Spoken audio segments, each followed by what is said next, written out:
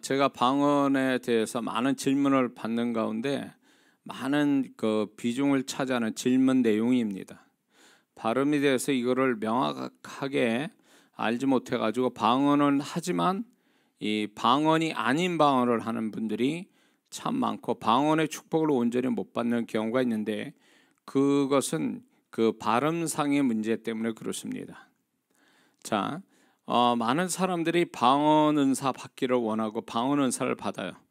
그런데 이제 방언을 받았는데 문제는 뭐냐면 이 방언 기도를 게을러서 영적인 게으름 때문에 방언 기도를 안 하는 사람이 있는가 하면, 또 이런 사람이 있어요. 방언 은사는 받았는데 이 방언 도대체 왜 하는지에 대한 필요성을 느끼지 못해서 결국 방언을 하지 않는 사람들이 더 많다라는 것입니다.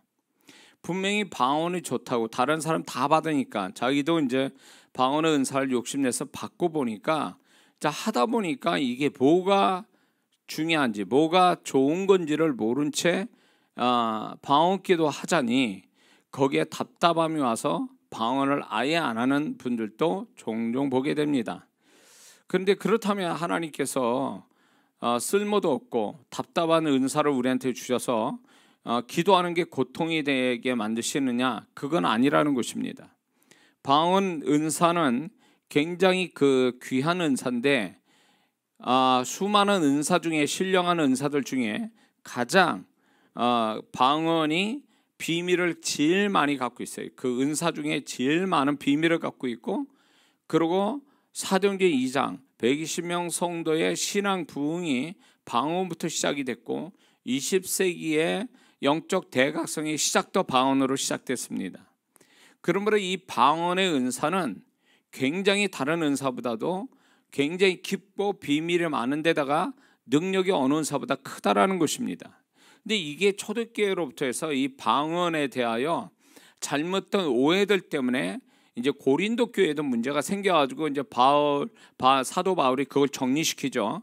그 정도로 초대교회부터 이 방언은 엄청난 비밀과 능력이 있으니까 사단이 그런 것들을 오해해서 방언을 하지 못하게 하고 방언에 대해서 잘못되게 해서 신앙을 잘못되게 하는 경우가 초대교회부터 시작돼서 지금까지 있다는 것입니다. 지금까지. 그래서 뭐 어떤 분은 방언을 아예 하지 말라고 안 하는 거라고 그러기도 하고 쓸모없다고 그러기도 하고 뭐 별 희한한 이야기들을 많이 합니다. 그런 것들은 성경을 모독하는 거예요. 은사로 주신 성령님을 모독하는 겁니다.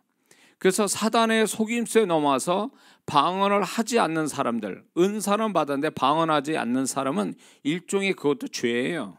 하나님이 귀하게 주셨는데 안 쓰고 무시해버리면 그건 주신 하나님을 모독하는 거니까 그건 죄라는 얘기죠. 그러므로 이 방언은 방언을 은사받고 방언 기도를 해야 되는데 왜 하는지를 모르니까 방언을 안 하는 거예요. 왜 하는지, 왜 이게 필요한지를 이유를 알지 못하니까 방언을 안 한다, 그 얘기입니다. 근데 이제 교과서적인 내용으로 고린도에서는 개인의 덕을 세운다는데 그게 무엇을 의미하는지 모르고 있거든요.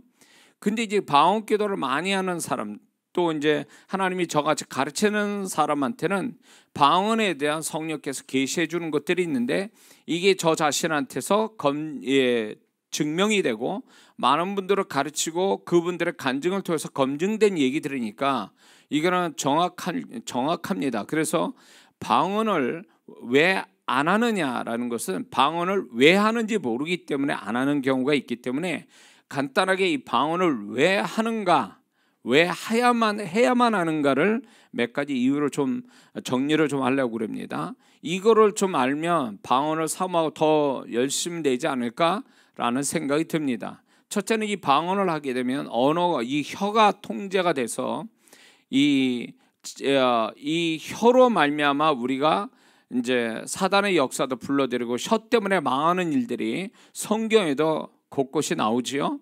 그래서 야고보서 3장의 말씀에 보면 3장 8절에도 보면 혀를 길들일 자가 없다고 그랬습니다. 그러므로 자기 혀를 다스릴 자가 사람이 없다라고 분명히 하나님 선언할 정도로 이 혀에는 이제 계속 우리를 우리를 망하게 하는 그런 언어들이 우리와 상관없이, 우리 의사와 상관없이 막 튀어나오니까 이런 혀를 길들일 능력이 없으니까, 심지어는 다윗 같은 사람이 시편 141편 3절에도 이렇게 얘기합니다. 여호와여, 내 입 앞에 파수꾼을 세우시고 내 입술의 문을 지키소서. 이렇게 고백을 할 정도로 우리의 입술이 무슨 말을 하는가가 굉장히 중요한데, 그 잠언서 6장 2절의 말씀처럼 네 말로 인하여 네가 잡히고 네 말로 인해서 네가 얽혔다 라고 해서, 그 언어 때문에 인생이 구부러지고 안 되고, 그 보이지 않는 언어 때문에 엄청난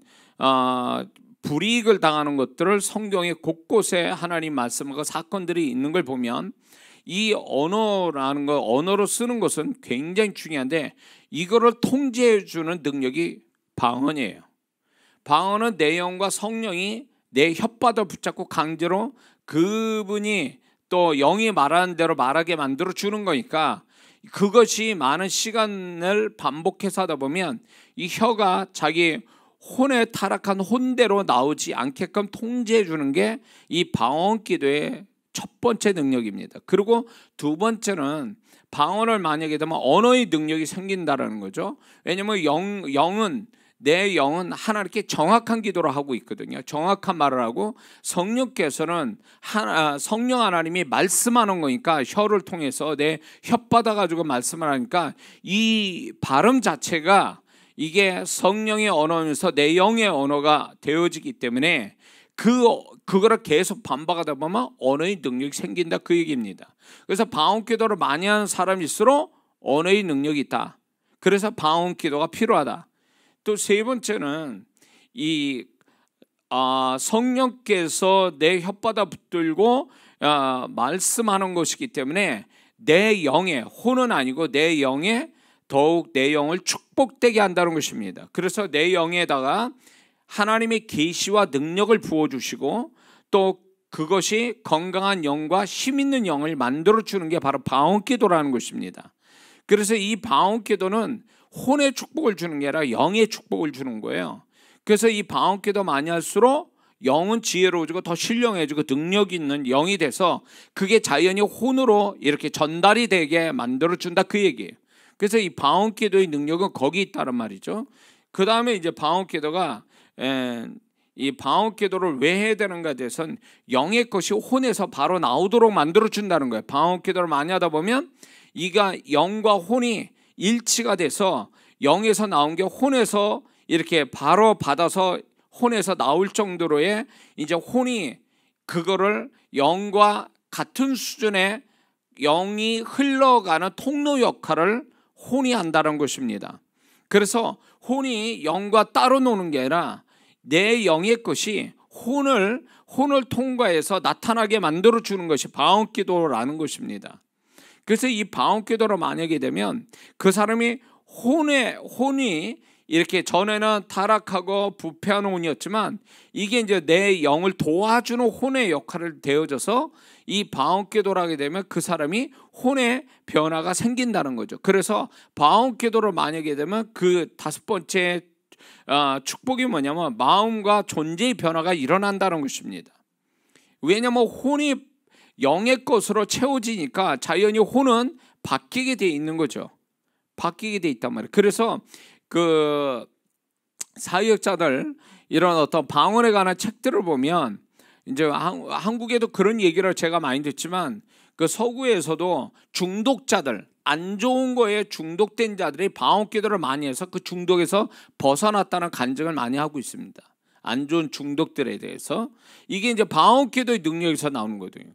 그거는 결국 혼에 잡힌 거를, 귀신과 함께 혼이 딱 잡힌 거를 방언 기도에서 영의 능력을 가지고 혼을 풀어내는 거거든요.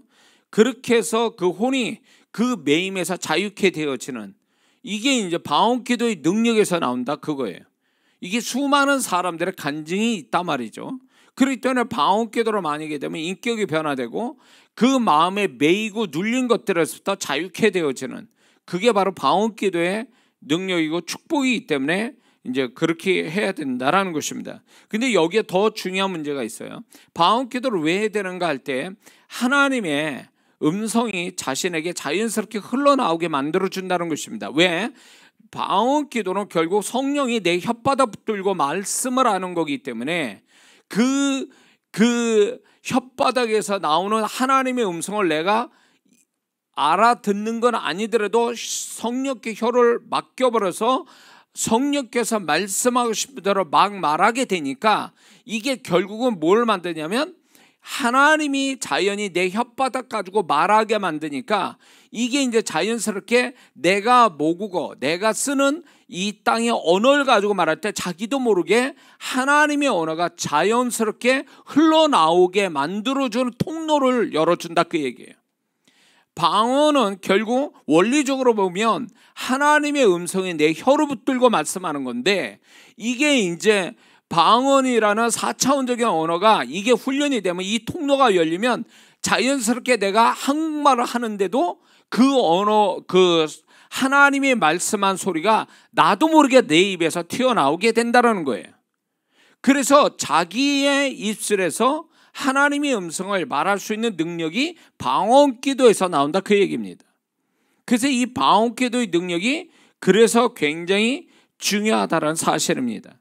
그래서 이게 방언 기도를 한다는 건 결국은 하나님의 언어를 내가 자연스럽게 말하는 것을 이제 내가 한국어, 이 땅의 언어, 3차원적인 이 땅의 언어로 말할 때 그게 자연스럽게 하나님의 음성이 내가 생각도 없이 그냥 이렇게 흘러나오게 만들어주는 이 통로를 열어준다는 차원에서 방언 기도가 굉장히 중요한 역할을 하고 있다는 걸 우리는 이해해야 될 줄 믿습니다. 자, 그래서 우리가 이제 이거를 제 얘기냐?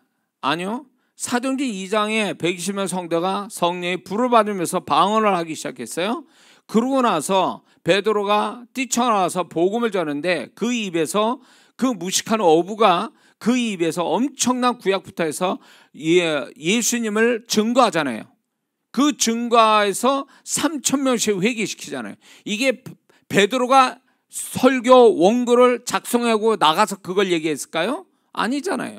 이런 베드로가 말하는 3,000명씩 회개시키는 그 능력과 그 복음을 구약부터 해서 이렇게 논리정연하게 그거를 말할 수 있는 능력이 어디서 나왔냐면 방언에서 나온 거예요. 방언.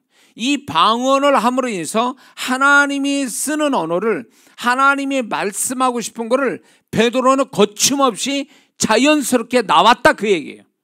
그러니까 3,000명씩 회개했지 인간 베드로의 말로 인해서 3,000명씩 회개가 됐겠냐. 아무리 논리적으로 복음을 설명해도 안 그렇거든요. 그거는 결국 베드로가 그 이전에 성령의 불을 받아 방언을 한 그 통로가 열려서 하나님의 음성을 말하는 통로가 열리니까 자기도 모르게 막 하나님 말씀이 줄줄 나온 거 아니에요. 이게 성령이 말하게 하심 따라 말을 했다 그 얘기예요. 이게 방언이라는 4차원의 언어로 처음 시작했지만 이게 성령이 말하기 심 따라 자기 언어로 말하게 됐다 그 얘기입니다. 그래서 이게 방언 기도를 많이 한다는 건 결국 내가 나도 모르는 사이에 그냥 자연스럽게 하나님의 음성을 이렇게 나오도록 체계화시키는 그 체질을 만들어 주는 게 바로 방언 기도라는 겁니다. 이해가 되시죠? 그러므로 이 방언의 능력을 우리가 이제 경험을 이렇게 한다면 이제 이런 것 때문에 우리가 방언 기도하는데 그러면 이런 방언의 능력 경험하려면 중요한 게 뭐냐면 방언 속에 발음이 중요해요. 발음. 이 발음이 굉장히 중요한데 이게 성령께서 내 혀를 통해서 발음할 때에 이제 비로소 방언의 능력이 경험되기 때문에 그렇습니다. 그런데 여기에서 우리가 많은 사람들이 여기서부터 문제가 생기는 게 뭐냐면 발음을 하는 거에 대하여 이거를 아주 가볍게 생각하고 무시하는 경향이 있다는 겁니다. 그래서 어떻게 하냐면 방언 같지만 방언 같지 않는 원리적으로 보면 방언 같지 않은 방언을 하는 사람이 많은데 그게 뭐냐면 발음 자체를 자기가 조작한다는 거예요. 인위적인 조작. 이것은 방언이 아니에요. 소위 말해서 다른 사람이 뭔가를 말할 거를요 혓바닥 붙들고 말하지 못하게 하거나 다른 말을 하게끔 자꾸 이렇게 강제적으로 그 사람 말을 바꿔버리게 하는 그런 거와 같다라는 거예요. 성령께서 만약에 발음이 만약에 성경에서 아다다 이렇게 발음을 그분이 내려고 하는데 내가 이렇게 다른 발음을 한단 말이에요. 내가 인위적으로 아사사 이렇게 발음을 냈다고 친다면 자기가 원하는 발음을 하는 것은 방언의 원리에서 벗어난 거예요. 그러므로 엄밀히 말하면 이 사람은 방언하는 게 아니에요. 그래서 흔히 많은 사람이 한때 지금도 그런 사람이 있을까 봐 걱정인데 외국어 방언하는 사람이 있어요. 근데 실제로 아주 단순한 외국어를 말하는 방언이 있어요. 그러나 외국어 같은 방언이지 그게 외국어나 아닌 방언들이 대부분이거든요. 근데 그 소리가 너무 듣기 좋고 고상해 보이니까 자기도 흉내를 내면서 발음을 인위적으로 조작하는 겁니다. 그렇게 만약에 발음을 하게 된다면 누군가 발음하는 게 그 방언의 발음이 좋아서 흉내내면서 발음했다? 이미 그 사람은 방언하는 게 아니에요. 방언하는 게 아니라고. 이미 그 방언의 원리에서 보면 방언 같지만 방언을 하는 게 아니에요. 왜냐하면 성령께서 시키는 발음을 내야 되는데 자기가 원하는 발음을 내는 그 순간부터 그 사람은 방언하는 게 아니라는 거예요. 그렇기 때문에 여기에 이제 굉장히 중요한 문제가 있어요. 방언의 발음은요, 방언 속의 발음은 성령께서 발음 내고 싶어 하는 걸 내가 내는 게 그게 방언이란 말이에요. 성령께서 발음하고 싶은 걸 그대로 하게끔 내가 순종하는 혀를 내어드리는 것이 방언의 중요한 원리예요. 근데 이거를 자꾸 자기가 원하는 발음을 하다가 보니까 방언의 능력, 방언의 축복을 못 받고 있는 거예요. 자, 이거를 어떻게 이해하려면 비유로 제가 좀 말씀을 드리겠습니다. 누가 이제 나한테 중요한 말을 하려고 해요. 그러면 그 사람이 무슨 말을 하려는지 그 말을 하게끔 놔둬야 그 사람의 말의 내용을 내가 다 알 수가 있는데, 그것처럼 방언을 성령께서 말씀하고 싶은 것들을 하도록 해야만이 그 성령께서 발음 내는 데서 오는 하나님의 계시, 하나님의 능력이 나한테 그대로 내가 수혜자가 되게끔 만들어 주는 건데, 내가 강제로 발음을 바꿔버리면 꼭 아니면 다른 사람이 나한테 무슨 말을 하려는 거 하지 못하게 하는 거와 똑같은 거예요. 그 사람이 무슨 말을 하게끔 만들어야 그 사람이 무슨 말을 하는지 내가 이해를 하고 대답을 하고 그 사람이 무슨 정보를 나한테 얘기하는지 내가 그 정보를 받아들일 수 있는데, 아예 그 사람이 그런 말을 못하도록 막아버리거나 딴 말을 만들게 하면 그 사람은 이미 그 사람의 원래부터 말하고 싶은 거를 못 말하게 하니까 이 듣는 사람은 손해나게 만드는 것과 똑같은 원리예요. 이게 성령께서 발음을 자꾸 그분이 원하는 발음을 낸다라는 얘기는 결국 하나님의 모든 걸 통달하신 성령께서 그분의 계시와 그분의 능력을 내 영에다 부어주는, 내가 그렇게 내어드릴 때 그거에 대한 축복을 내 영이 받는데 이거를 못 받게 만든다는 거예요. 자기가 혀를 발음을 자기가 조작을 하게 되면. 무슨 말인지 이해가 되세요? 그러니까 많은 사람이 방언할 때 보면 자기가 자꾸 이렇게 인위적으로 발음을 자꾸 만들려고 하는 그것이 결국 방언의 재미도 없게 만들고 방언의 능력, 방언의 축복을 다 못 받게 만드는 거예요. 그래서 그런 분들은 심지어는 목사님도 그런 분이 계세요. 근데 그런 분들을 가만히 보면요, 이게 방언을 많이 하면 계시적인 마음이 잘 들어오거든요. 영감, 영역 이런 것들이 방언을 통해서 그 사람에게 흘러나오게 돼 있어요. 그런데 그렇게 조작해서 발음하신 분들 보면 영감도 없고 영역도 없어요. 그렇게 땀 흘려가면서 기도는 해요. 근데 내가 딱 볼 때 저 사람 조작하고 있거나 발음을. 그리고 진동이라는 걸 얘기했죠. 방언하는데 그 진동도 성령이 시키는 진동이 있어요. 자연스러운 진동. 근데 그 진동이 아니라 자기가 그 진동 또 조작을 하고 있는 거예요. 그래서 그냥 봤어요. 이렇게 이제 보고 있다가 이제 그분들을 은사를 임파테이션 해주고 실습시키는 게 있어요. 저는 은사가 뭐 지식의 말씀 은사, 지혜와 지식의 말씀 은사, 영분별 은사, 무슨 뭐 뭡니까 예언 은사, 이런 영감 쪽에 신유, 축기 이런 영역 쪽에 은사를 임파테이션 해주고 이제 몇 명 그룹을 줘가지고 이제 실습시킨단 말이에요. 제가 그러면 그분을 가만히 유심히 보는 거예요.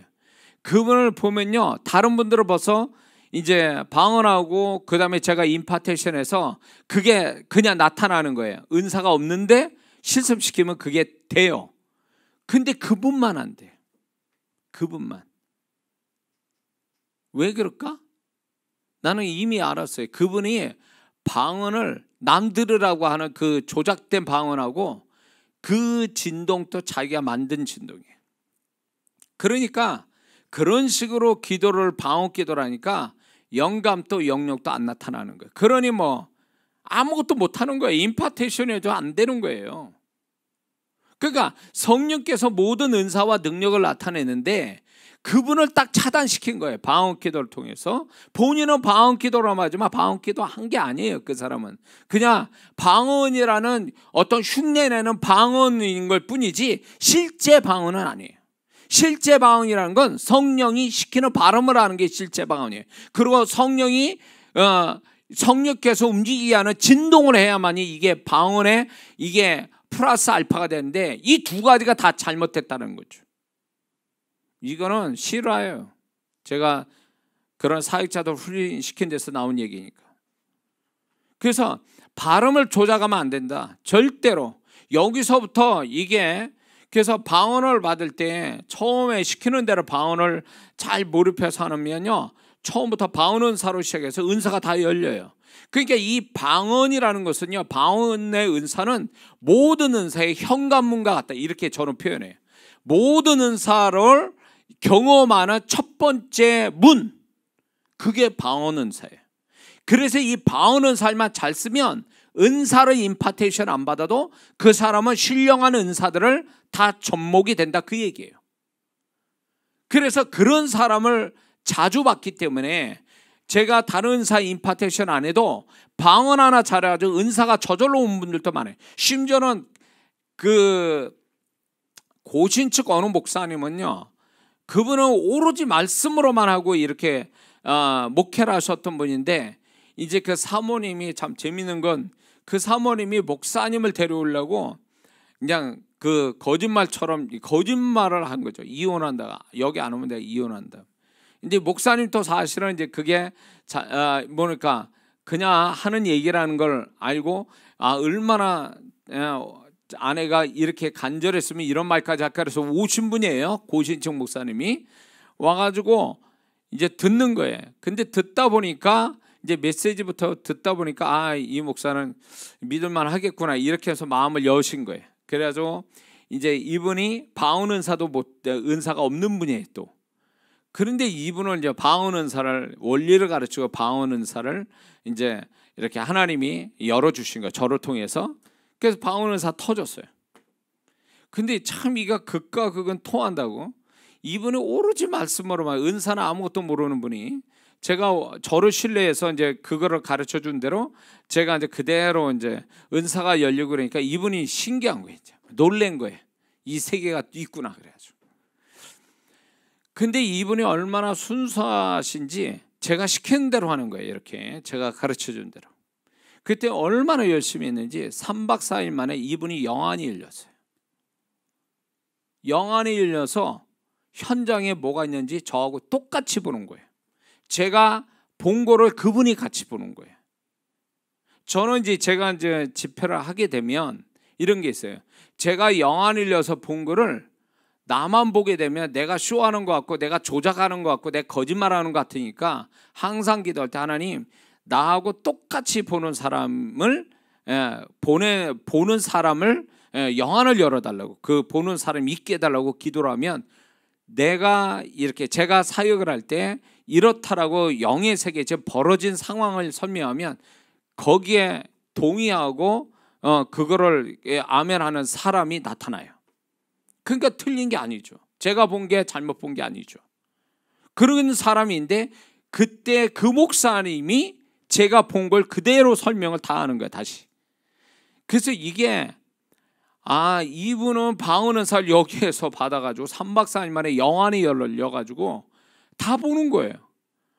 그러니까 이게 소위 말해서 방언의 은사를 잘만 원리적으로 잘 알고 방언을 하면 영감과 영역은 그냥 방언을 많이 할수록 그게 나타나게 돼 있는 거예요.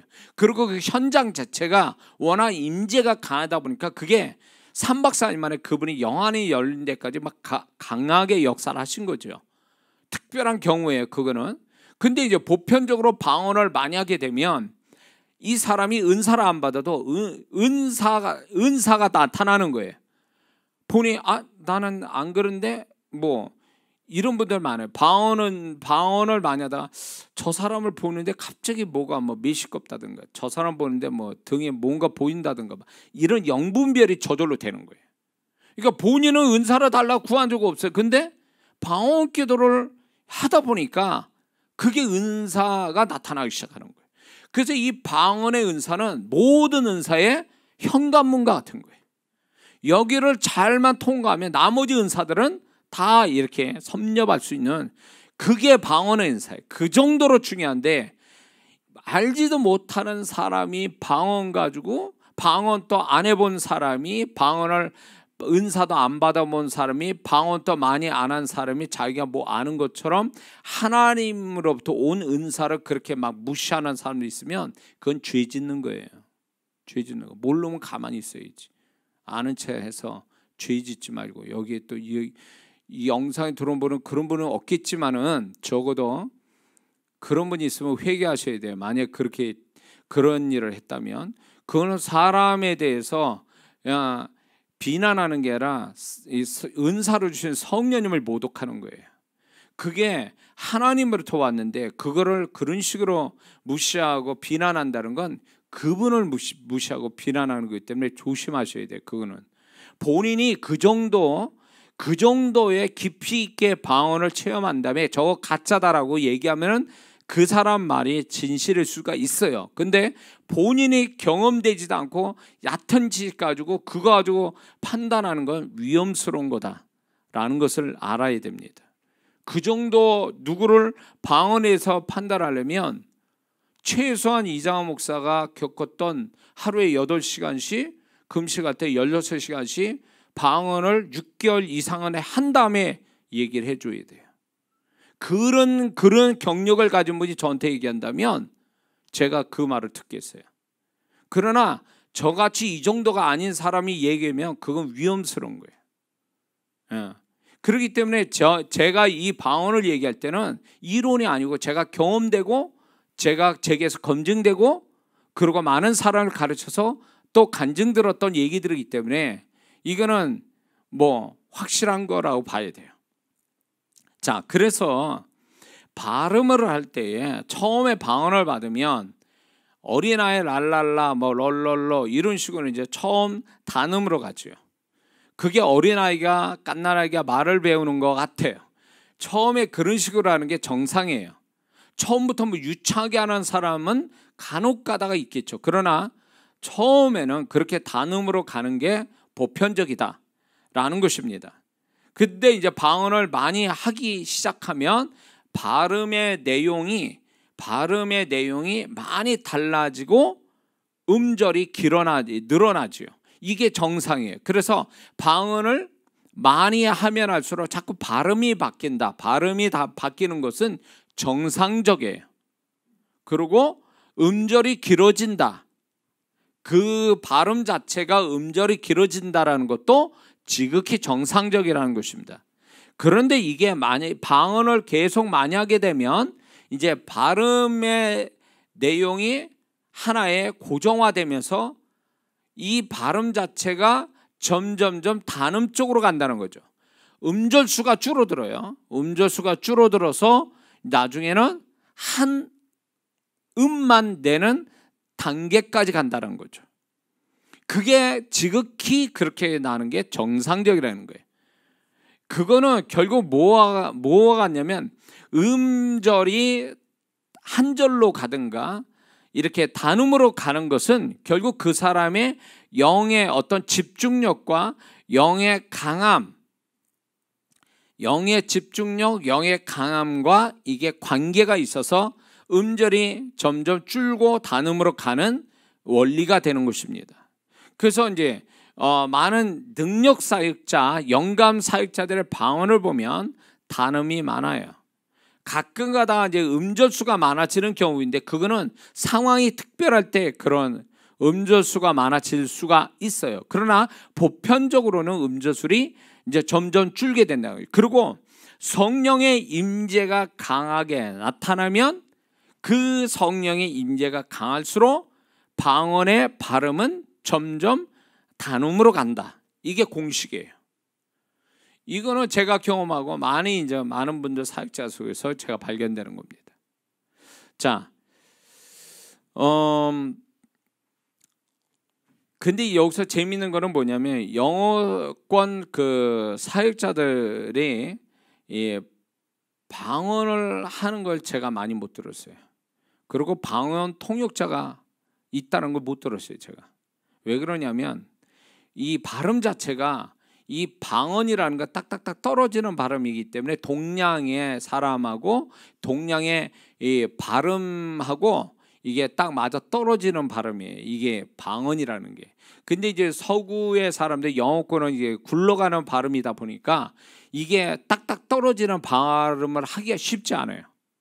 그래서 그 서구 사람들은 방언 통역보다는 이성이 발달됐기 때문에 논리적으로 표현하는, 언어로 표현하는 능력이 감성적인 동양 사람보다 뛰어나니까 이런 사람, 서구 사람들은 예언자들이 많아요. 예언의 은사를 많이 받아요. 그래서 예언을 가지고 많이들 이제 많이 사역들 하죠. 그래서 어디 간다 그러면 제가 이제 미국에 이제 오래전에 이제 사역 투어할 때 가보면 예언한 사람이 막 거의 대부분이에요. 은사자들이 있다 그래서 사역을 받습니다. 그 은사자들한테 사역을 받는데 거의 90%가 은사 중에 예언 은사가 제일 많아요. 그 다음에 특별히 뭐 축기, 신유 뭐 이런 은사인데 통역하는 은사는 내가 못 봤어요. 방언 통역하는 은사는 한 번도 못 본 것 같아요. 제가 그 다니는 동안에 못 봤습니다. 그런 게 제가 발견이 됐다라는 거. 그렇습니다. 그래서 자, 방언을 하는 동안에 이 발음이 수시로 바뀌는 경우를 경험하게 됩니다. 발음이 바뀌는 경우가 있는데 이건 도대체 무엇을 의미하는가 할 때에 그것은 성령께서 그 영의 상태를 바꿔 주시기 위해서 발음이 바뀌는 거예요. 그래서 그 사람이 영이 잘못되거나 약하거나 문제가 있거나 이렇게 되면은 그 영을 고쳐주기 위해서 발음 자체가 이렇게 바뀌어요. 그게 이제 일종의 소위 말해서 영이 안정적이고 건강한 상태로 충만한 상태로 있으면 단음으로 가는데 영 상태가 별로 상태가 안 좋거나 뭔가 준비되지 않은 영이면 이 영을 성령께서 만지시고 고치시는 데에 그게 이제 한 현상이 뭐냐면 발음이 바뀌는 거예요. 발음이 계속 바뀐다.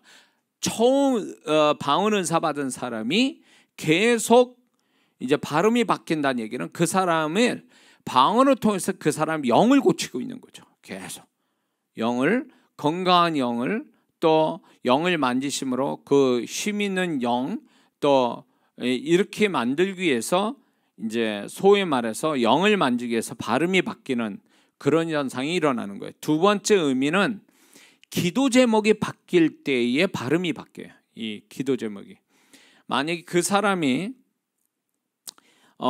기도 제목을 쭉 하다가 다른 기도 제목을 딱 떠올리면서 기도하면 발음이 확 바뀔걸요.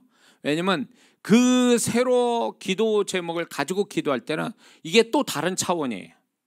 그러니까 기존에 기도하는 거하고 또 다른 차원에서 기도 제목 가지고 하니까 이거는 우리 집이 다 남의 집 가는 식이 되는 거예요. 그러다 보니까 이게 좀 차이가 생기는 거예요. 그래서 발음이 바뀐다. 그래서 그 발음이 바뀌는 거는 이제 만약에 예를 들어서 이제 자기가 늘 기도하는 것들은 발음이 일정한데, 왜냐면 이미 그게 딱 소위 말하면 택지 개발이 돼가지고 뭔가 이제 차근차근 뭔가 되어가기 때문에 발음이 바뀌지는 않는데, 이게 생판 모르는데 야산 같은 데서 또 땅을 이렇게 택지 개발해야 되고 막 이러는 상황이 된다면 자연히 들어가는 장비가 다르죠. 물건이 다르잖아요. 처음부터 다시 해야 되니까. 그러니까 자연히 그 비유로 든 거예요. 그러니까 발음이 바뀌는 거예요. 발음이. 새로운 기도 제목이니까 새로운 발음으로 그거를 이제 나타내 주시는 거죠. 그렇게 해서 아는 거예요. 한번 경험해 보세요. 자, 또 방언한다는 발음이 수시로 바뀌는데 그 세 번째 의미는요.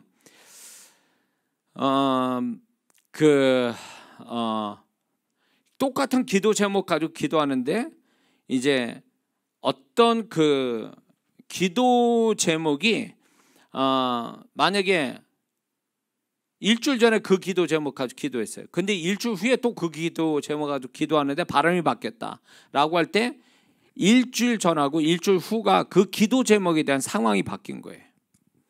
그래서 이 발음 자체로 우리가 그거를 캐치해낼 수 있어요. 그런 걸로. 그러니까 이거는 내가 조작해서 발음하는 게 아니잖아요. 그러니까 성령께서 이렇게 발음하게 할 때는 반드시 그 똑같은 발음이 아닌 다른 발음이 나오면 그거는 뭔가 변화가 일어났다는 걸 의미하는 거예요. 변화가 일어났다. 응?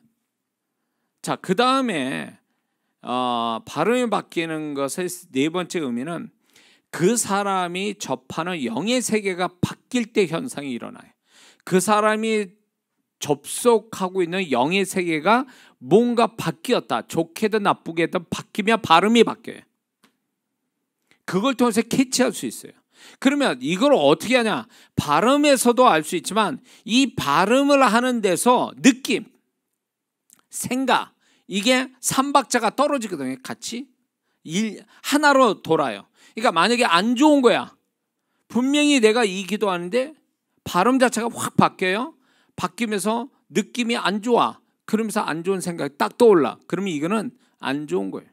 이걸로 하나로 가는 거예요. 그러니까 발음과 감정과 생각, 이거는 하나로 이어진다. 그래서 알아내는 거죠. 이해가 되시죠?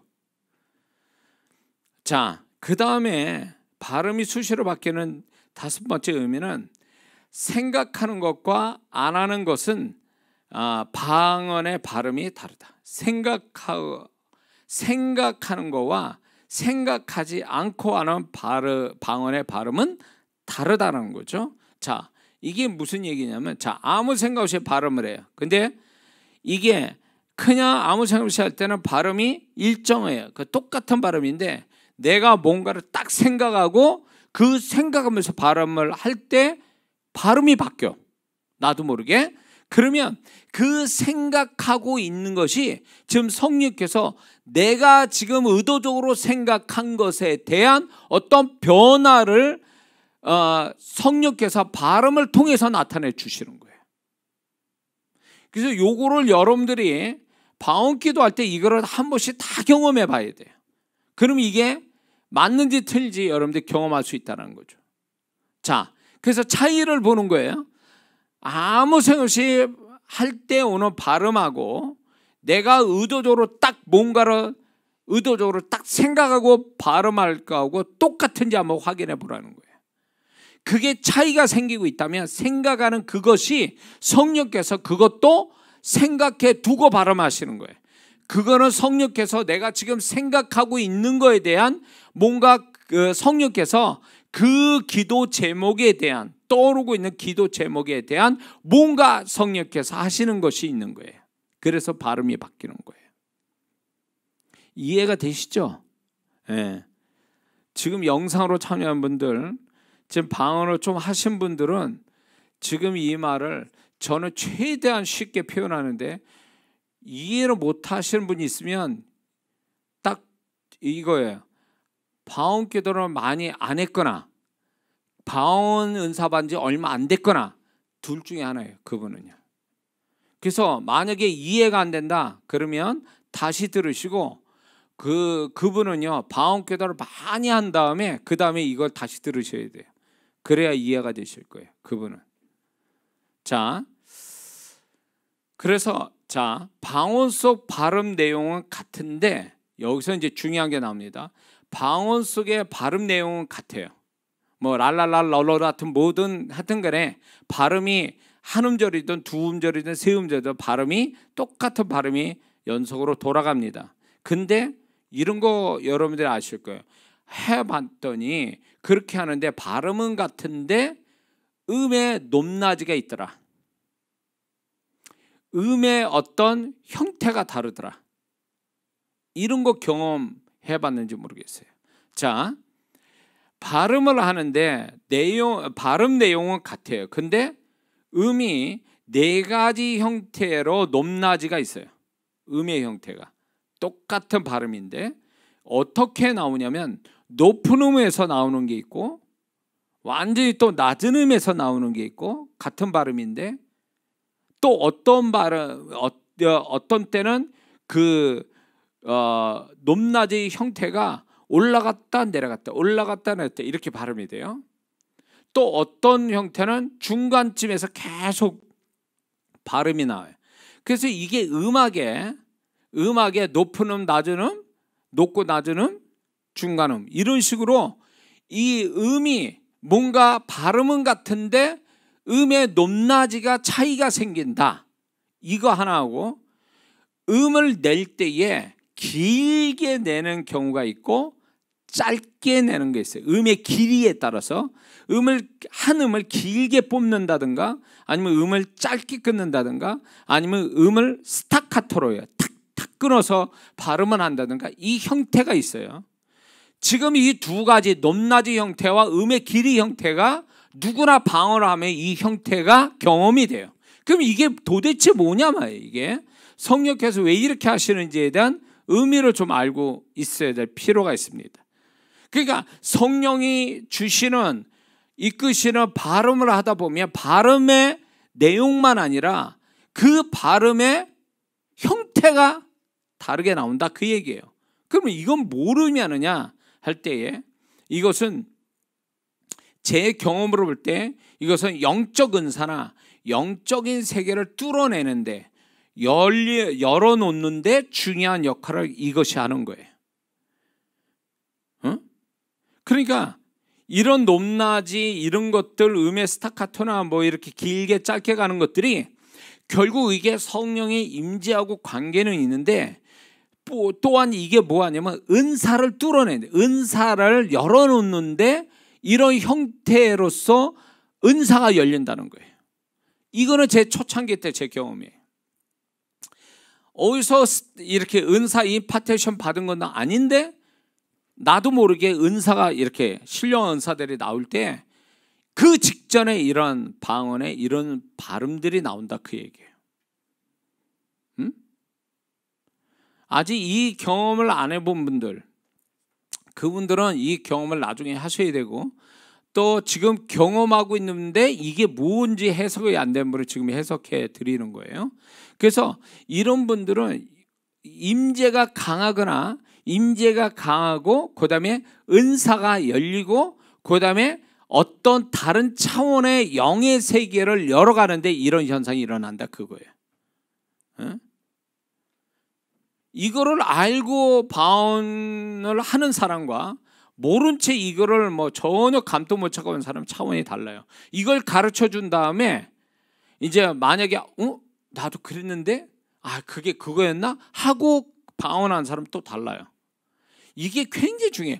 보고 들은 게 믿음이 돼서 얘기 안 할 때 보지 못할 때와 듣지 않았을 때는 그냥 하는 줄 알아 그렇게. 근데 이거는 이런 거다라고 보여주고 가르쳐주면 그 보고 들은 것이 그 사람의 믿음이 되고 이 보고 들은 것이 그 사람의 새로운 차원을 열어주는 거예요. 그전에는 몰랐던 것들이 이거를 보고 들음으로 인해서 깨달아지면서 이게 이 사람이 새로운 차원으로 넘어가는 거예요. 자, 이 부분에서 제가 이제 간증할 게 있는데, 어느 그 사모님이 7년 동안 영서를 썼어요. 영서를 썼는데 7년 동안 쓴 영서의 책이 막 어마어마하게 막 노트에 본인이 뭔지를 모르고 쓴 거예요. 막 쓰고 싶어서 막 쓴 거야. 이게 한글도 아니고 어느 언어도 아니고 그냥 기도하면서 막 써드는 대로 막 쓴 거야. 쓰고 싶어서. 그 7년을 쓰니까 얼마나 노트가 많겠어요. 근데 이게 모르면 하는지 모르는 거예요. 근데 이제 저는 1년 동안 영서를 하루에 몇 시간씩 쓰면서 1년을 쓰다 보니까 이 영서에 대한 하나님께서 계시를 저한테 이제 가르쳐 주신 거예요. 제가 1년을 쓴 사람이 7년을 영서 썼지만 뭔지를 모르는 그분이 이제 제가 이걸 가르친 거예요. 영서에서 나타나는 현상을 가지고 해석하는 거, 그 다음에 영서에서 나타나는 이 현상이 모르면 하는지를 가르쳐 드리니까 이분이 확 하고 열렸어요.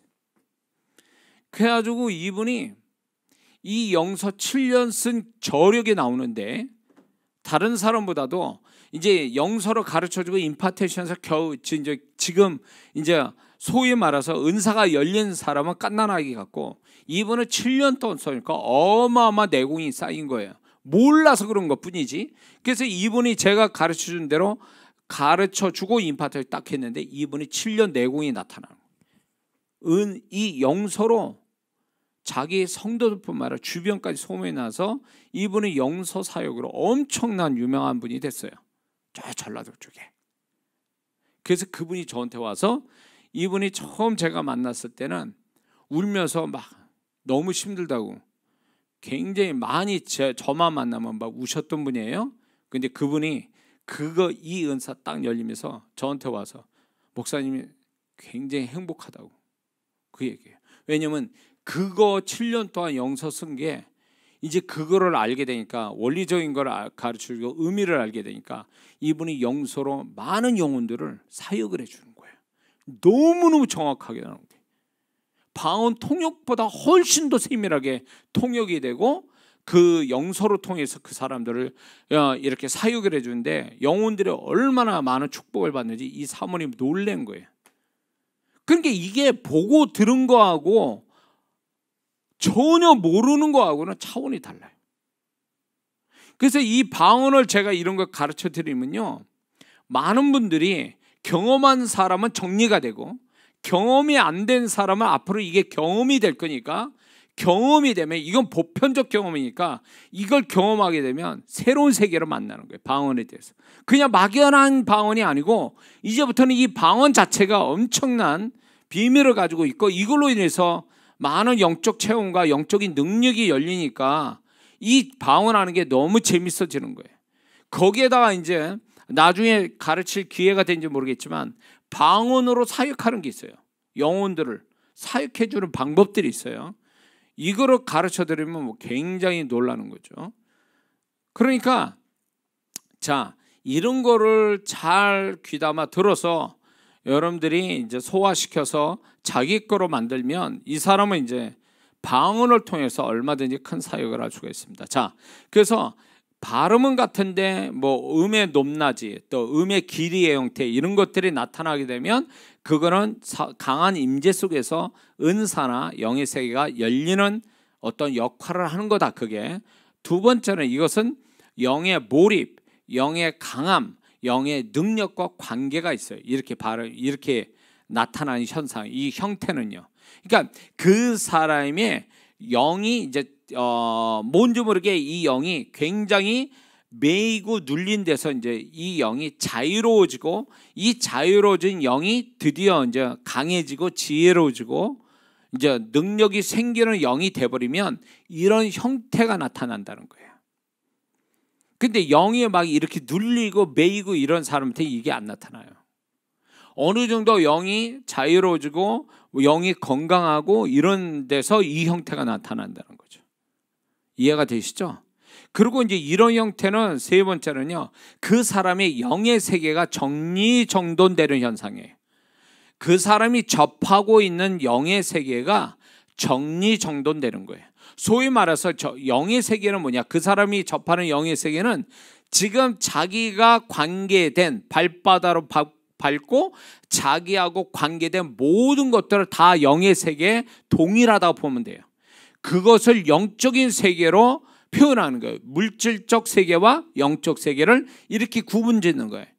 그런데 이 영의 세계, 그 사람이 접하고 있는 영의 세계가 뭔가 혼돈이 있고 흑암이 있고 뭐 여러 가지로 잘못된 것들을 이제 방언기도 깊게 하면 이런 현상으로 인해서 그 사람의 영의 세계를 정리정돈시키는 거예요. 굉장히 유익한 거예요, 이게. 응? 이해가 되십니까? 예. 자, 이거를 이제 이거는 이론이 아니에요. 이거는 뭐 성경에 그렇다고 나타나는 것도 아니에요. 다만 이거는 방언을 많이 하는 가운데 성령께서 보너스처럼 계시적인 마음을 주신 거예요. 이거는 이론입니다. 잘 들어보세요. 우리가 영적인 체험을 하는 것, 이해할 수 없는 영적 체험은 그분이 우리에게 장난하시는 게 아니란 말이에요. 의미가 무의미한 게 아니에요. 그분이 다 하실 때는 제가 그랬죠. 진동 하나도 거기에 다 의미가 있어요. 그분이 왜 그렇게 하시는지. 쓸데없는 게 없다 그거예요. 무의미한 게 없다라는 거예요. 우리는 그러면 우리는 그거를 해석을 못할 뿐이에요.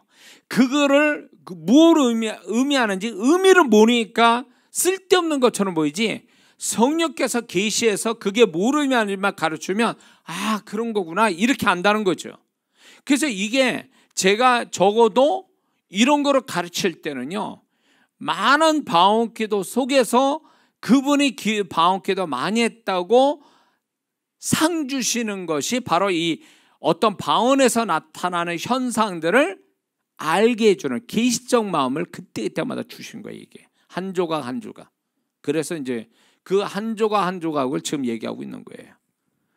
이해가 되십니까? 그래서 이렇게 좀 뭔가 방언할 때 음의 높낮이, 음의 길이 형태를 경험하고 있다면 성령의 임재가 있고 지금 굉장히 좋은 상태로 돌아가고 있는 거예요 지금. 그리고 이제 흔히 이런 게 있습니다. 얘기하는데 방언 찬양이라는 거 있죠. 방언 찬양 이런 얘기 많이 합니다. 근데 실제적 찬양은 아니에요. 그건 실제적 찬양 아니고 음의 높낮이처럼 느껴졌을 게 방언 찬양이고 음악같이 들려서 방언 찬양을 그러지만 사실 그게 방언 찬양은 아니고요. 영이 굉장히 안정 상태에 있고 높은 차원의 영의 상태를 가질 때 이게 이제 소위 말해서 방언 찬양을 한다 이렇게 말해요. 그러니까 아까 얘기한 음의 높낮이 얘기했지 않습니까? 이런 거를 해석하기로 그냥 우리끼리 표현을 찬양한다 이렇게 얘기해요. 근데 실제로 영이 찬양도 하지만 영이 찬양한다라기보다는 영이 자유로운 가운데서 영이 자유하는 가운데서 아주 가장 높은 차원의 믿음을 영이 표현할 때 이런 형태가 나타나거든요. 통역을 해보면 이런 형태가 나옵니다. 자, 그래서 방언 찬양할 때 뭐 찬송을 부르면서 방언으로 찬송 부르는 걸 방언 찬양, 그거는 우리가 만들어낸 거고요. 이 여기서 우리가 방언 찬양이라는 것은 내가 알 수 없는 음을 내 영이 성령께서 음을 내게 만드는 그런 걸 보통 우리는 방언 찬양한다 이렇게 말해요.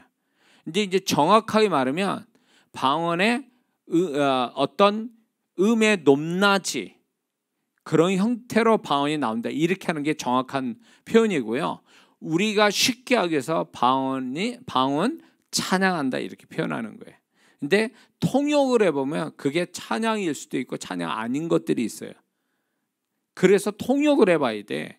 그 사람이 방언 찬양할 때 통역해보면 그 사람이 찬양하는 게 아니에요. 막 노래하는 게 아니라니까. 그 사람이 지금 혼의 어떤 혼에서 억압된 것들을 억압된 혼에서 자유해서 그 영이 자유로운 상태에 있을 때 나오는 내용이에요. 그래서 흔히 보면 시편과 같은 내용을 얘기해요. 시편과 같은 내용. 그래서 시편에서는 그게 이런 게 있죠. 시편은 찬양 이렇게 악기를 대동해서 찬양처럼 이렇게 노래하듯이 하는 것도 있지만 그렇지 않은 것들도 있단 말이에요. 그러니까 방언 찬양을 한다 그럴 때 그게 다 찬양이 아니고 그게 영이 가장 좋은 상태에서 말하는 것, 믿음이 가장 많은 상태에서 말하는 것, 그게 우리끼리 방언 찬양해야 돼, 이렇게 얘기하는 거예요. 이해가 되시죠? 자, 그 다음에 우리가 알아야 될 게 원래 하던 방언 발음이 있는데 어떤 현장, 어떤 사람을 만나게 되면 갑자기 발음이 바뀌는 현상이 있어요. 이거는 무엇을 얘기하냐면 그 영적인 현장과 사람에 대해서 내 영이 반응하는데 만약에 그게 안 좋은 것이면 공격적이거나 방어적으로 바뀌기 때문에 발음이 바뀌는 거예요. 평상시에 그대로 가만히 있으면 평상시대로 발음인데 이게 안 좋아서 방어를 하거나 공격하는 차원이면 발음이 바뀌게 될 수밖에 없어요. 그리고 이게 만약에 좋은 영적인 상황과 좋은 사람을 만나게 될 때에 발음이 확 바뀌는 건 무엇을 얘기하냐면 그 상황을 받아들이거나 긍정적으로 받아들이거나 그 영이, 그리고 그 상황과 그 사람과 커넥션, 이 연결을 하기 위해서 발음이 바뀌는 거예요. 이해가 되세요? 네. 이해된다고 아멘 해주세요. 네.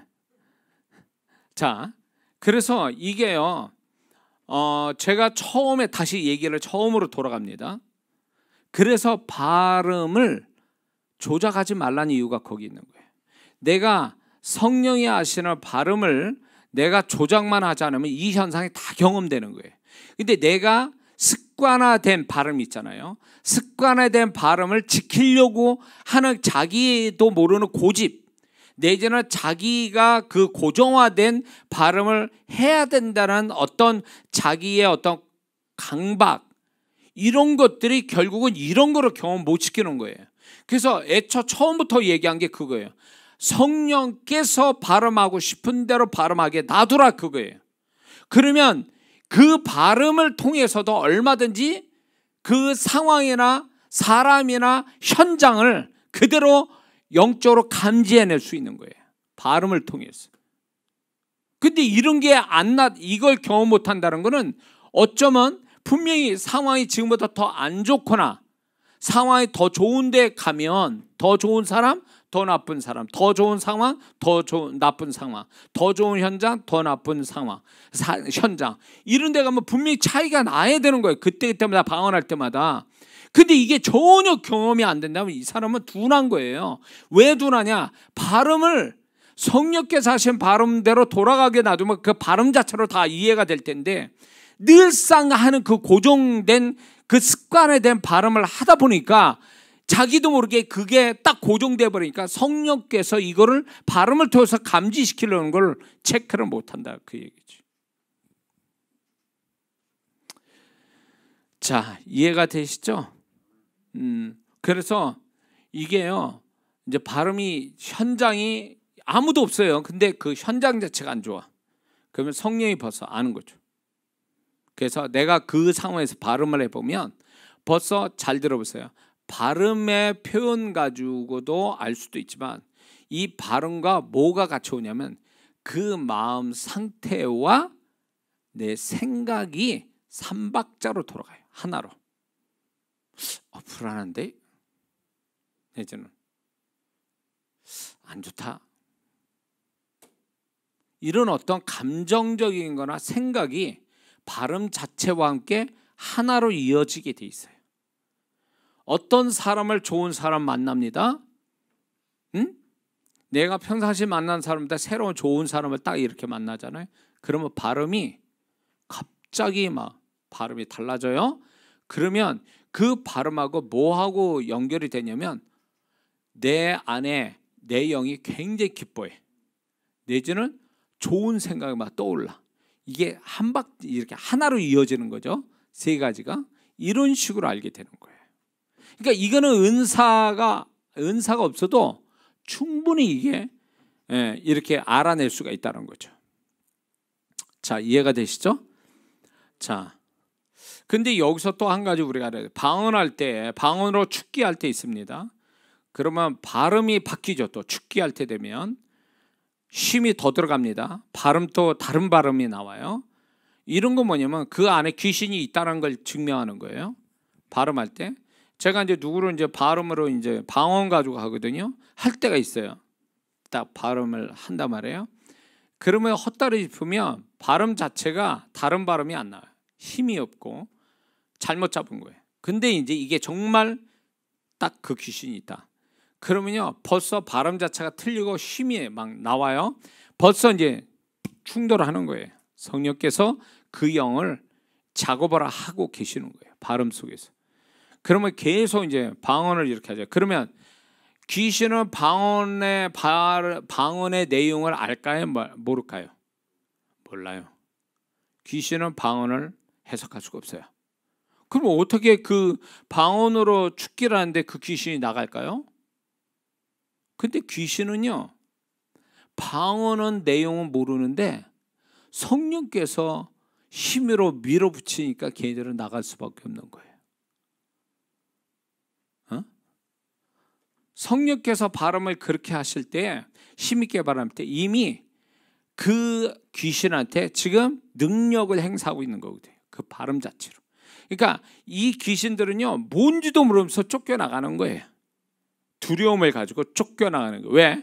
성령께서 이미 걔네들을 내쫓으려고 작정을 하고 하니까 발음에서. 그러니까 얘네들은 겁이 내서 내용이 뭔지도 모르면서 그 힘에 밀려서 나가버리는 거예요. 두려움을 가지고. 그래서 한번 여러분들이 악한 귀신이 만약에 어떤 사람도 좋아요. 사람이 아니더라도 어떤 일이 있어요. 안 좋은 일. 제가 우리 성도분들을 가르칠 때 무조건 안 좋은 것들은 다 죽게 해보라 이렇게 말씀을 드렸잖아요. 자, 안 좋은 일이 딱 있어요. 그걸 놓고 이제 기도를 해야 되는데 방언으로 한번 그 부분에 귀신이 있다고 생각, 그 일에 대하여 방해하거나 잘못되게 하는 귀신이 있다고 생각을 하고 한번 방언으로 축기를 해보세요. 그러면 그 안 좋은 일에 귀신이 없으면 발음에서부터 아닌 것 같다. 자기의 평소에 발음이 나오거나 아니면 힘도 없어요. 근데 그 안 좋은 일에 나를 축복을 주는 걸 귀신이 싫어해서 작업을 하고 있다라고 하면 반드시 그 발음이 달라지고 그 발음이 힘이 있어요. 그러면 그건 귀신이 역사하는 거예요. 그럼 계속 축기하고 있어야 돼요. 그래서 언제까지 축기해야 돼요? 내 발음이 원상태로 돌아오고 그 힘이 사라질 쯤 되면 벌써 이게 그 귀신이 나갔다는 거예요. 이해가 되시죠? 자, 이게 이제 소위 방언으로 사역하는 거예요. 이런 게 일부분이에요. 지극히 일부분. 이런 거라는 거죠. 자, 그런데 이제 이런 경험을 합니다. 성령께서 강하게 임재가 강한 상태에서 이제 방언을 하게 되면 임재가 점점 강할수록 발음이 단음으로 가다가 더 임재가 강하면 발음조차 안 되는 상황이 와요. 그게 정상이에요. 왜? 그 계시록에 보면 사도 요한이 예수님이 딱 등장했을 때 나타나실 때 죽은 자처럼 누웠어요. 임재가 워낙 강하면 움직일 수 없어요. 그게 구약일 수도 있고 신약에도 있죠. 그것처럼 성령의 임재가 강하면 발음이 단음으로 나오다가 더 강하면 발음조차 안 나와요.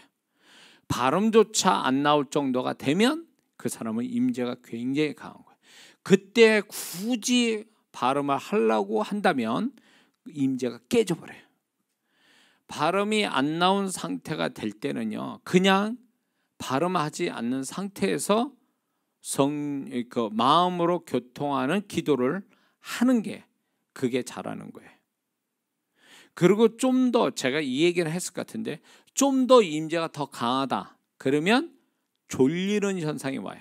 그런 분 가끔가다 제가 상담하는 분이 있어요. 저한테 기도를 한참 하는데 제가 졸려요.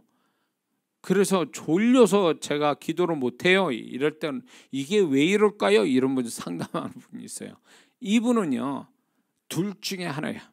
정말 졸려서 졸린 거고, 하나는 진짜 하나는 뭐냐면 기도를 너무 임재 속에 열심히 해서 임재가 강해서 이 사람을 소위 말해서 잠재우는, 소위 말해서 안식하게 만드는 임재까지 들어간 거예요.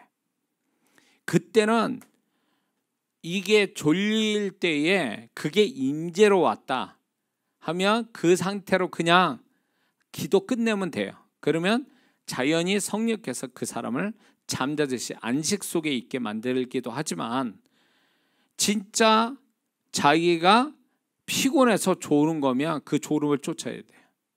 그리고 또 하나가 있어요. 귀신이 졸게 하는 게 있거든요. 그건 죽기를 해야 돼요.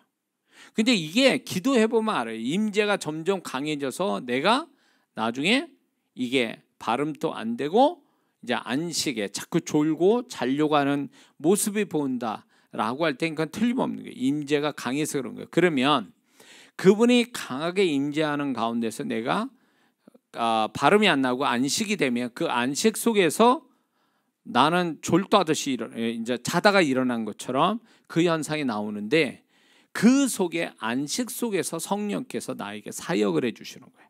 안식 속에서. 그게 가장 큰 사역이에요. 성령께서. 그래서 성령의 안식 속에서 일어나 보면 개운함을 느끼는 게 다 보편적 현상이에요. 왜? 그 사람의 붙들고 있는 모든 걸 다 그분이 안식 속에서 정리해서 그 사람을 자유롭게 하기 때문에 가벼움을 느끼는 거예요.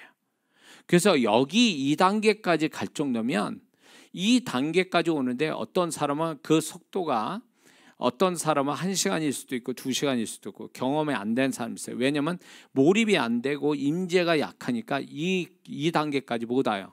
그게 흐름을 따라가야 되는데, 성령의 흐름, 발음과 함께 성령의 흐름 따라 가다 보면 여기가 이제 끝인데, 이것까지 못 오는 이유는 이 사람이 집중을 안 하거나 임재가 약하거나 뭔가 사단의 방해가 있거나 여러 가지 현상 때문에 안 되는 거예요.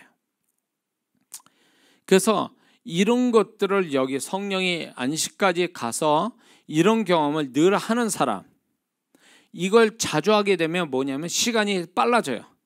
2시간에서 뭐 1시간 반, 1시간 반에서 1시간 이런 식으로 막 줄어들어요. 그건 뭐냐면 굉장히 임재가 빠른 속도로 임재가 강해지고 집중력이 좋아진다는 얘기거든요. 그러면 이거는 결국 뭘 얘기하냐면, 그런 식으로 돌아가면 성령께서 그 사람한테 나타남이 아주 굉장히 수월해지고, 그 순발력 있게 이렇게 성령이 그 사람을 통하여 나타나게 아주 순발력이 되어 있다는 거거든요. 그 사람 자체가 준비할 것도 없이 그냥 바로 이렇게 할 수 있는 상태가 되어버린다는 거죠.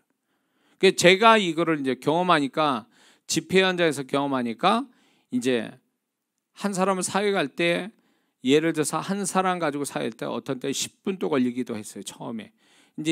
근데 이제 뭐 이게 속도감이 자꾸 붙으니까, 임재도 강하고 집중력이 강해지니까 이제 뭐 몇십 초 만에 이제 그 사람 사역을 다 해낼 수 있는 그 단계까지 가는 거죠. 근데 이게 이제 그렇게 되기 위해서는 반드시 이 성령의 강한 임재를 많이 경험하는 거죠.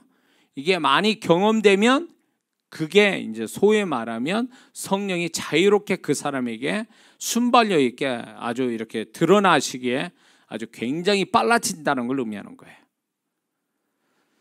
자, 이해가 되십니까? 그래서 이렇게 성령, 이 방언 속의 이 발음 자체가 가장 기본이 되는 거예요. 발음에서 여기서 삐덕거린다.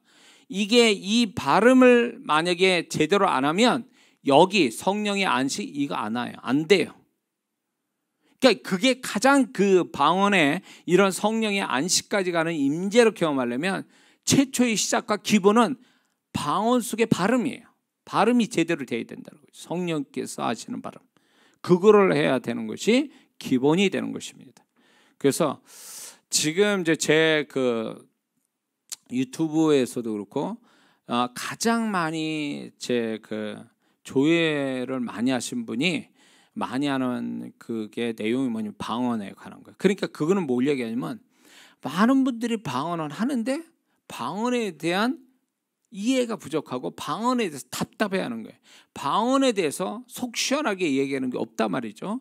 그러다 보니까 이제 제가 최초로 이런 거를 이제 동영상을 띄우고 신학교에서 이렇게 한 거 강의를 듣는 분들이 수도 없이 많이 생기면서 그 후에 이제 방언에 관한 책들도 나오고 이랬는데, 실제로는요 교과서적인 아주 답답한 그 내용보다도 이거 방언을 깊게 경험한 사람의 이런 원리적인 거나 계시적인 것들을 잘 배워두면 쉽게 방언의 세계를 쉽게 들어갈 수 있어요. 왜냐하면 가이드를 해주는 거니까. 그 방향으로 그렇게 가야 된다, 이건 이런 의미다라는 걸 가르쳐 주니까 그 다음부터 이렇게 이걸 알고 방언하는 사람은 달라요. 확실히 달라요. 예를 들면 이런 거죠. 전에 제가 학생 때는 방언을 하나 봤는데 5박 6일 걸렸어요. 월요일부터 부흥회 했는데 토요일 날 새벽에 방언 받았어요. 저는요 학생회장이었는데도, 학생회장도 소용없더라고요. 방언을 봤는데 이게 원리를 모르니까 다른 친구들은 다 감성적이라 잘 받는데 나는 그게 안 되더라고요. 이성적이다 보니까 안 되더라고요. 그래서 토요일 날 새벽까지 부흥사분이 이제 목사님이 부흥회라고 가시는데 토요일 날 그분 갔어요. 설교까지 다 하고 안수까지 다 했는데 나는 방언이 안 터진 거야. 그래가지고 울며 불며 그냥 막 방언을, 그래서 이제 해 뜨기 직전에 제가 이제 방언을 받았거든요. 그러니까 5박 6일 걸린 거예요, 저는. 근데 지금은요 원리를 딱 가르쳐 주니까 애들도요 딱 시작하면 10초 만에 방언을 딱 터져요. 왜 그럴까요? 그럼 내가 방언 은사를 열어준 능력이 있어서가 아니에요. 원리를 가르쳐서 이해가 되니까 바로 방언이 나오는 것처럼 영의 세계도 주먹구구의 세계가 아니라 원리가 있다는 거예요. 우리가 이해할 수 있는 원리, 그 이해가 되면 그게 영의 세계를 깊이 들어갈 수 있다는 거예요. 그 중에 하나가 바로 이거예요. 방언. 이 방언을 잘하면 이 하나하나 많은 은사들을 경험하고 능력을 경험하고 자기 영의 축복도 받는데, 이거를 어떤 식으로 받아야 할지 모르니까 지금 방언을 해도 답답한 거예요. 밋밋하고 아무런 뭔가 도움도 안 되고 이렇게 되는데, 지금 이거 발음 하나만 제대로 이해하고 방언을 한다면 달라질걸요. 분명히 달라집니다. 그래서 지금 이 영상을 듣는 분들은 다시 한번 제가 여기를 통해서 이제 점검해보고 차이를 보라는 이거를 반드시 경험해 보셔야 됩니다. 그리고 지금 이 내용은 이론이 아니고 제가 경험하지도 않는 이야기를 얘기한 게 아니라 수도 없이 경험하고 많은 분들을 이렇게 가르쳐서 간증 나온 걸 제가 정리돼서 얘기한 거니까, 한번 여러분들이 여기까지 제가 얘기한 이 끝에까지 와서 한번 경험을 하게 된다면 아마 그분은 기도 생활이 달라지고 영적인 어떤 감각이 달라지게 되고 은사가 또 달라지게 될 줄 믿습니다. 그래서 이 부분을 잘 분별해서 방언의 능력이 있는 우리 모두가 되어야 될 줄 믿습니다. 기도하겠습니다.